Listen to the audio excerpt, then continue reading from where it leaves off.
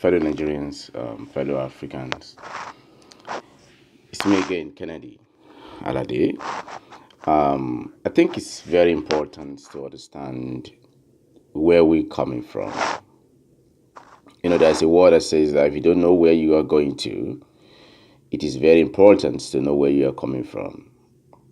And I oftentimes tell people that basic philosophy is the essence of when you are using GPS. GPS will first of all try to identify your location. Then it will ask you where you are going to. And once you are able to provide where you are as in your current position, then it will ask you to enter the address of your destination. So understanding this, technology wise, gives the GPS to be able to calculate different route, different path, different channel that can actually lead you to the eventual destination. It might tell you, okay, this path is going to be longer and then it's going to spend more time. It might tell you this path is shorter, but it might take you a long time as well because there are a lot of traffic. It might tell you this path is longer. It might be a little bit faster because you can be able to have speed. So this concept is what we need to use as a country case study, Nigeria.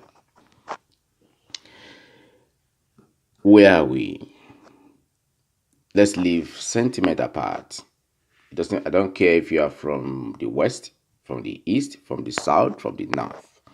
The question is, where are we? If we can understand where we are as one, as a nation, two, as a people, three, as individual, where are we? Okay. As a nation, the country was brought together, the south and the northern prosperity was brought together in amalgamation in 1914. Evaluating where we were before 1914, what are the progress that was made when each of them was standing separate? What are the progress that was made? When we marched together in 1914 till 1960, where were the progress that was made?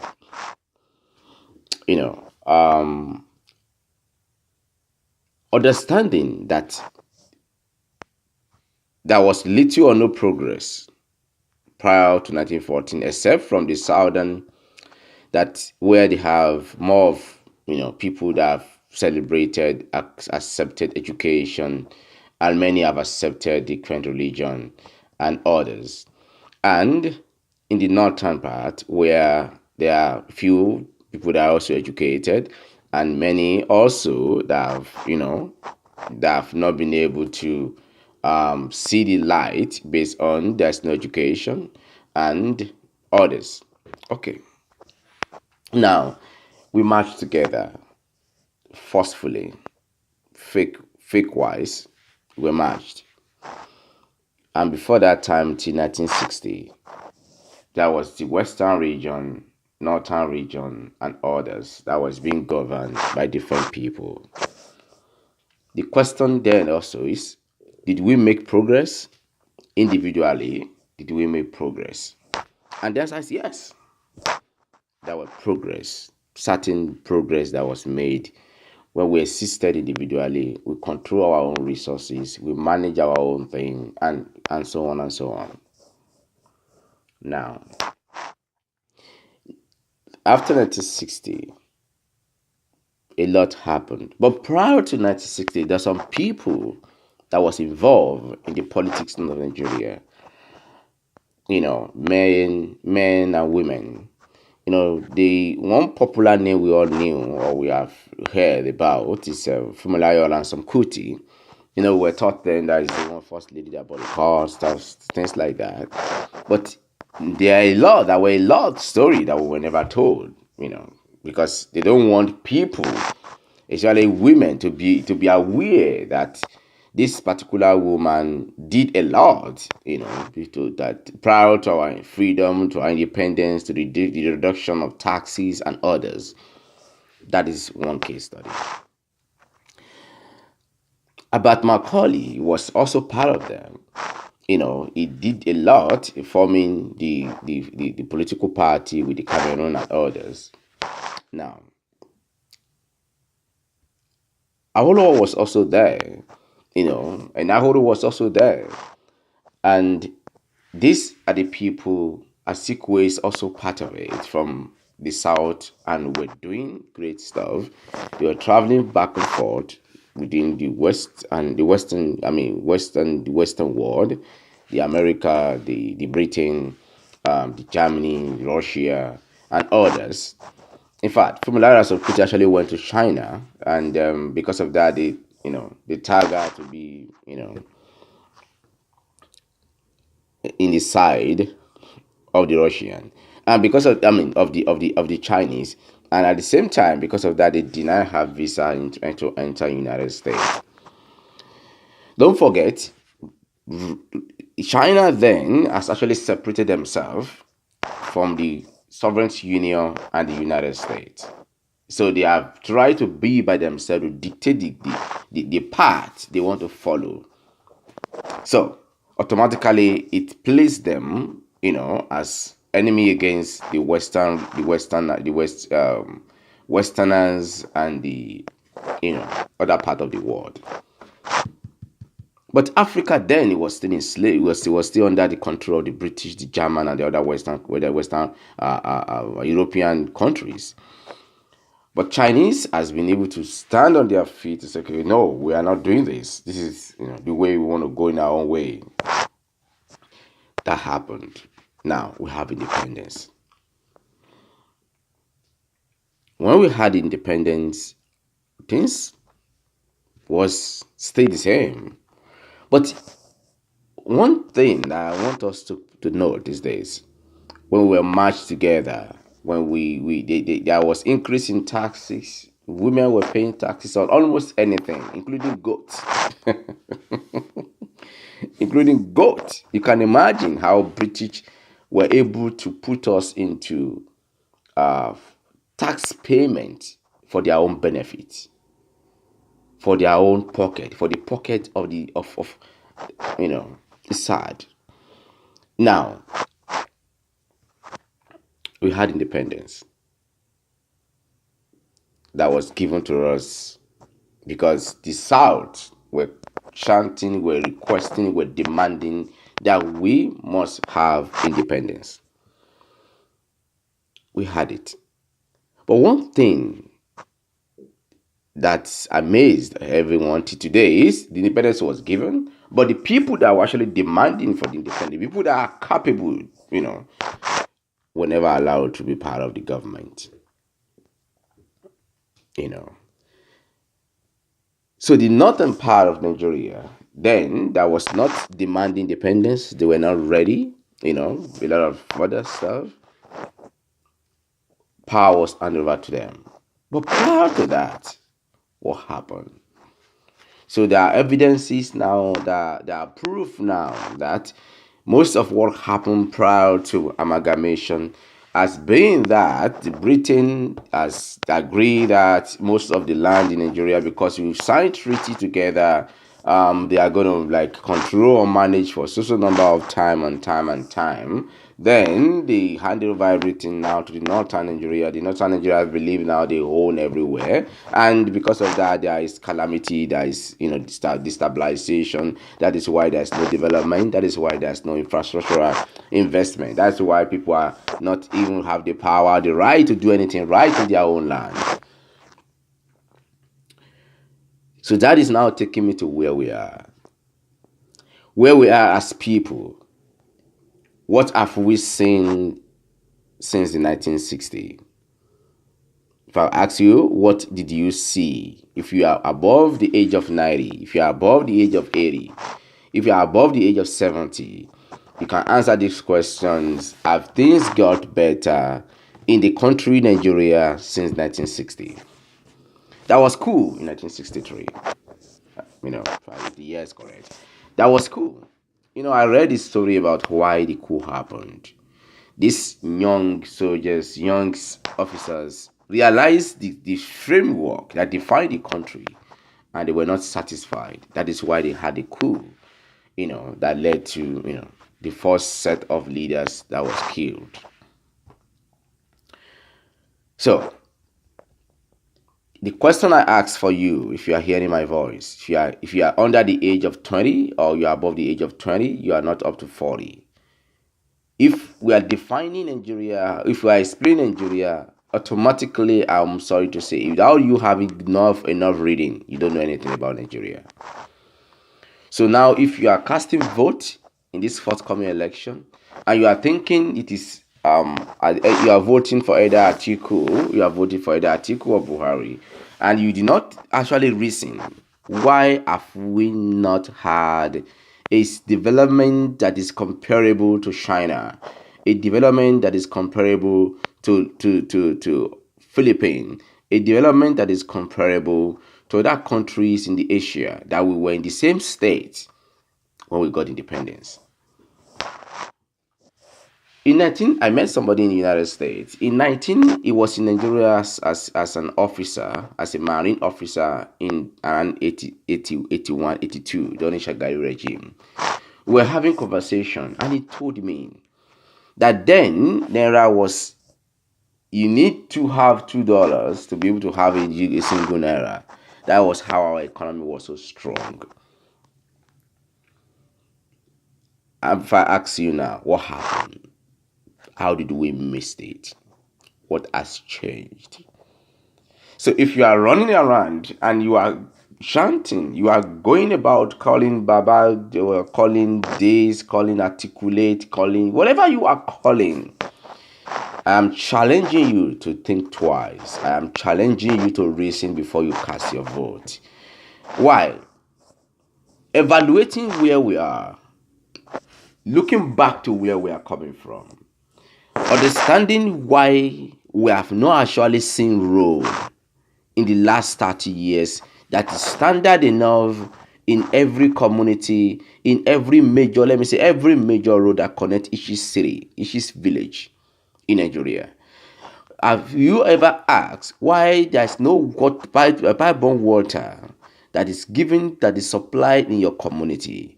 Have you ever asked why you are graduating in Nigerian colleges and you couldn't get a job? I've ever asked why. Why we have rivers that could be used as hydro. We have solar that could be used as solar energy. We have gas that could be used to generate power. We have all sorts of resources that could be used as source of energy in Nigeria, and yet you are still sleeping in darkness, and yet you have never seen a light after that particular tunnel or any tunnel whatsoever in Nigeria. Now, if you know one or you want to ask why educational system in that country is still back, into the 1960s, why the curriculum that you are being taught is still the same curriculum. In fact, the lecturer that is teaching you is using the same notes that he has been using for the last 20 years. The lecturers does not know what is going on in the world in terms of what they are doing, because the curriculum that have been set up by the university commission, because people that are in university commission doesn't care if you have good education or not. Have you ever asked why your teachers that are teaching you in schools were not paid? Why the ASU are on strike? And they have been on strike, they have been on this struggle since the 80s. Have you ever asked why? So if you are young and you are so energetic and you have never asked these questions, then you need to know this is why you are on the street, you've without a job. As a young Nigerians in the 80s, or in the 90s, sorry, in the 90s, I tell people that as young as I was in 1993, as a child, let me put it that way, I understood how much Nigeria was making from crude oil. Anybody that is hearing my voice know the population of Nigeria in 1990 census, that it was 88 million people. And Nigeria was selling crude oil in 1993, $18 per barrel. $18 per barrel. I did the calculation as a young child. I picked calculator. I pushed. I know how much Nigeria was making. $18 per barrel, 88 million people. How much were we making? And Nigeria was selling a million barrel a day. A million. 1 million barrel. Oh jeez. In 1993. The question is, with all those money, where is road? With all those money, where is water? With all those money, where is any infrastructure? In the north, in the south, in the east, in the west, where is infrastructure?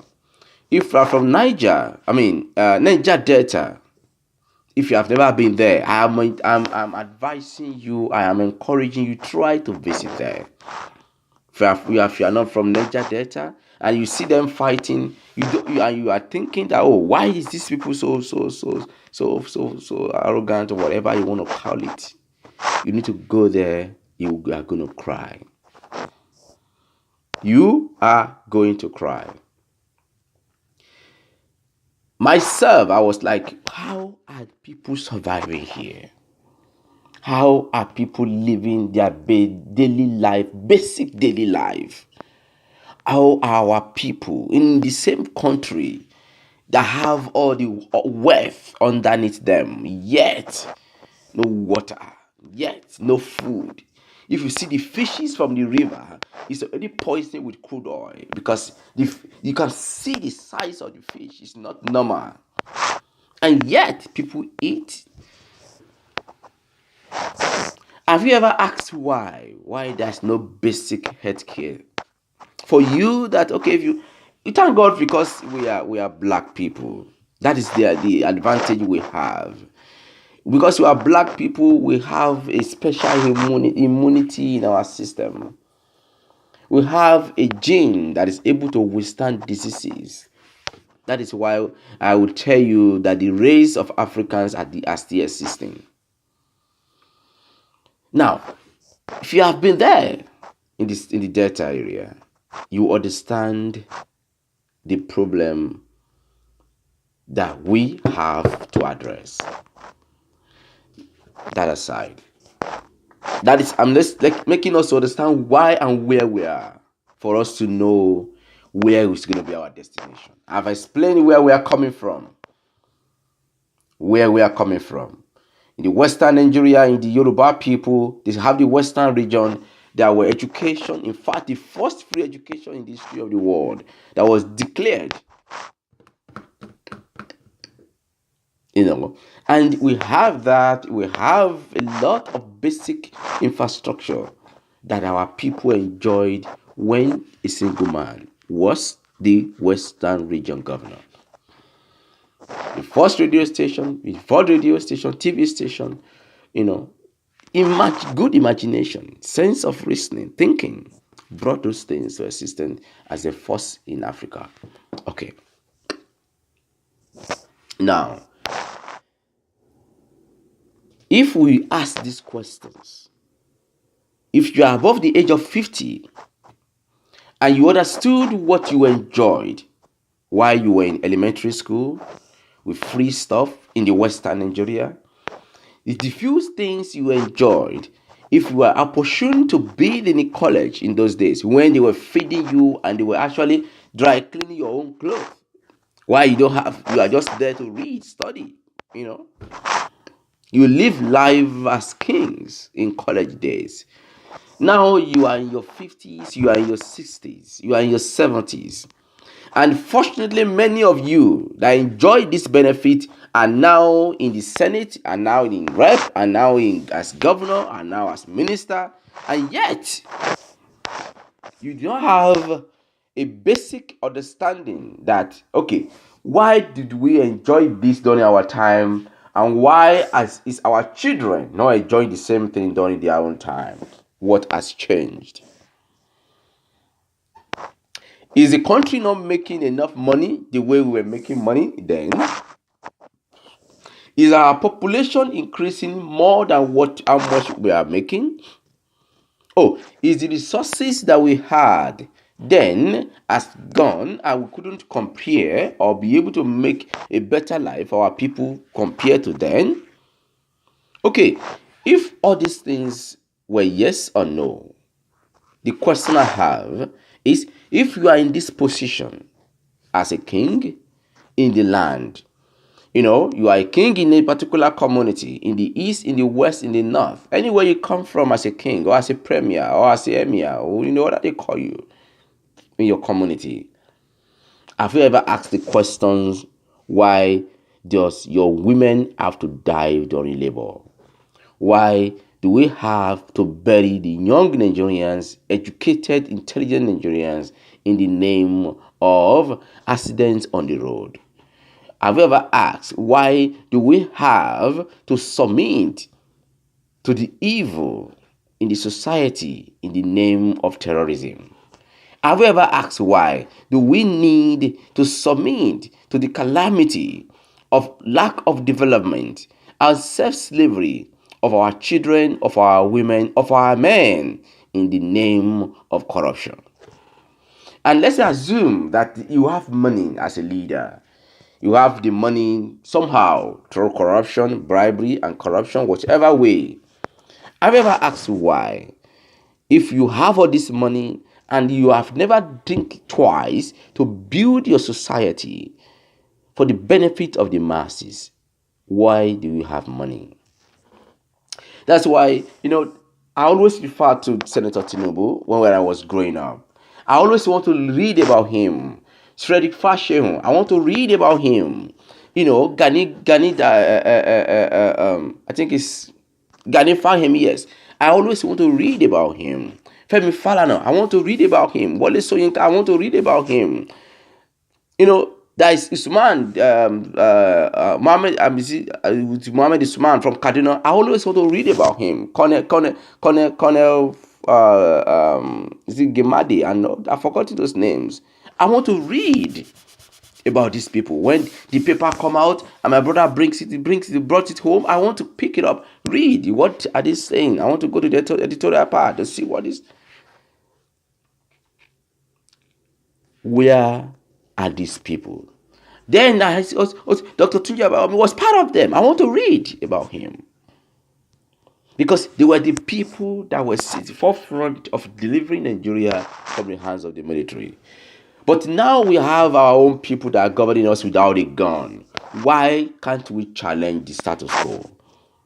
Why you as youth, you as student, why can't you challenge what is happening in Nigeria? Is it because you are bribed? Is it because they've given you some money because you think that now I have some millions of dollars in my account, then you sit back and think you are enjoying it?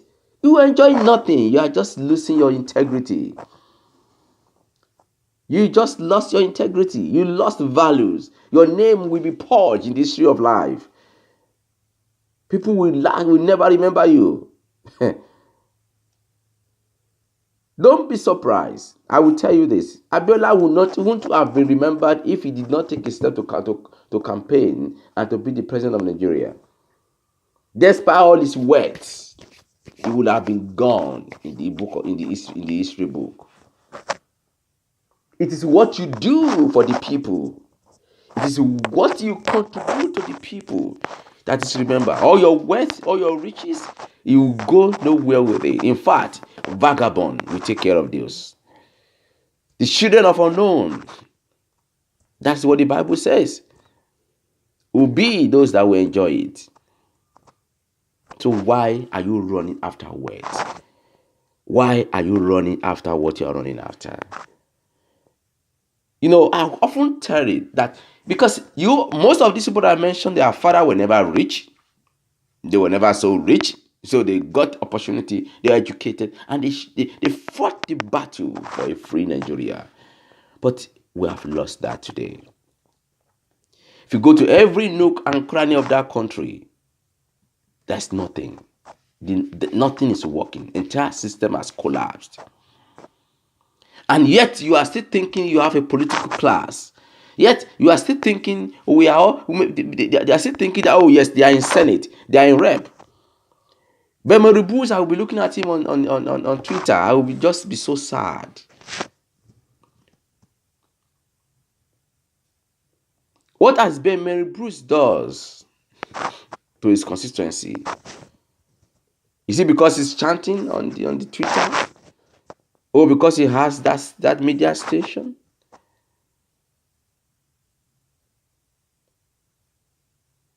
We need to redefine our existence as people. I look at Sharaki. What is his father did? And what is he doing? We need to reason with ourselves. It doesn't matter the power you are seeking. It doesn't matter the money you are gathering. If we do not build a society, then we build nothing. The churches leaders, the church leaders, the religious leaders, yes, they are enriching themselves. They put religion first rather than development of their own people. They set up universities that average people in their own church could not go to in the same country. And these people are paying their taxes, their tithes and their offerings in the church. How could you now preach into the people in government when your own institution is not affordable for the poor? How do you expect the people in government to listen to you when you are talking? It's logical. Now, on that note, why can't you do what is right to save Nigeria? Do what is right to save our people. The land that my father and great father was born belonged to my father and great grandfather. Does not belong to any other tribe. It does not belong to any other race. And any race that says some race are not dependable, some race are not reliable, automatically, why are we coexisting together? Why are we in the same country? So we need to have a defined path that we want to be and be able to understand that, okay, being here, this is what defines our existence together as people. So it is this that I want the rest of the world to understand. That going back to where we are coming from, now to where we are, where do we want to go? What is the agenda? So if the agenda of the northern Nigeria or some set of northern Nigeria is to Islamize the entire world or the entire country, that can never work. Because in my own family, my great grandfather was actually an imam. And we did not kill ourselves. So it is absurd. It is against the human existence. So, and I kept telling people that religion was never meant to make us well. Religion that was forced on our people was forced for us to be destroyed, for us to lose our values, for us to lose our integrity.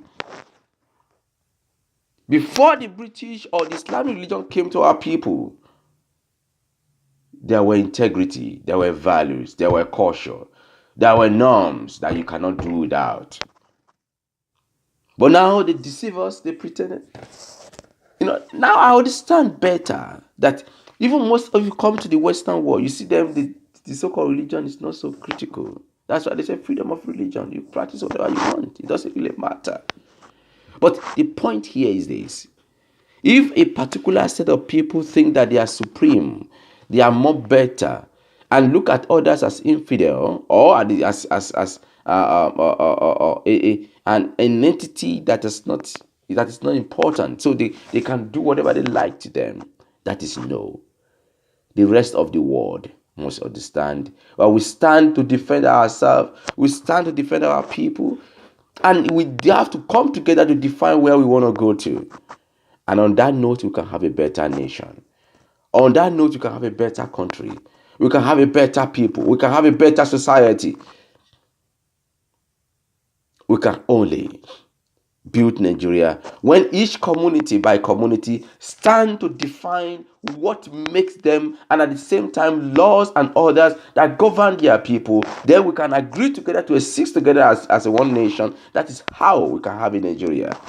And the constitution we have does not define anything. It was imposed on us by the military, and it is important for the people of every community to come together to define our own constitution, to be able to live, to be able to exist, to be able to define the right to liberty, to freedom, and to unity and to peace of our people. It is our right, and we stand to demand it. Everywhere, whether you are a Yoruba man, you are Hausa man, you are a thief person, you are from Qatar, you are from Songo, you are from any tribe you belong to, Igbo, Isekiri, Ijo. You have the right to demand how you people should be governed. You have the right to demand it. It is your right. Nobody, no power in the world could force you to demand, to accept what is not acceptable. Jaja Opobo did his own part. Fumulayo Samkuti did her own part. Herbert Macaulay did his own part. Are you doing your own part? What are you giving? And I want you to remember, it is what you give today that will define what happened tomorrow. Thank you, and God bless Nigeria.